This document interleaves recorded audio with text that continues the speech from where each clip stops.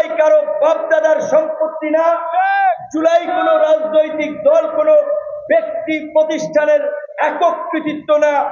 রাজনীতিতে আপনারা যদি এখন পরিবর্তন করতে না আনতে পারেন, আপনাদেরকে আজীবন খেসারত দিতে হবে। কাজেই সিদ্ধান্ত আপনাদেরকে নিতে হবে। আপনারা এই বাংলাদেশকে পুরানো পথে, পুরানো রাজনীতি দিয়ে পরিচালিত করবেন, নাকি নতুন পথে, নতুন রাজনীতি দিয়ে পরিচালিত করবেন।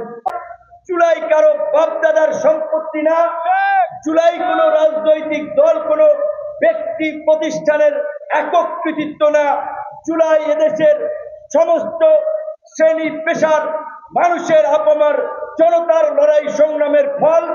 এই জুলাইয়ের আকাঙ্ক্ষা হচ্ছে এই প্রতিবাদের পতন ঘটিয়ে একটা নতুন বাংলাদেশ বিনির্মাণ করা, যেই বাংলাদেশে ভবিষ্যতে কোনো প্রাতিষ্ঠা এবং স্বৈর শাসক তৈরি হবে না, যেই বাংলাদেশ হবে জনগণের বাংলাদেশ, যেই বাংলাদেশের সরকারি কর্মকর্তা কর্মচারী থেকে শুরু করে জনপ্রতিনিধিরা জনগণের কাছে দায়বদ্ধ থাকবেন, যেই বাংলাদেশের জনপ্রতিনিধিরা রাতের ভোটে নির্বাচিত হবে না, সিল মেনে নির্বাচিত হবে না, তারা জনগণের ভোটে নির্বাচিত হবে।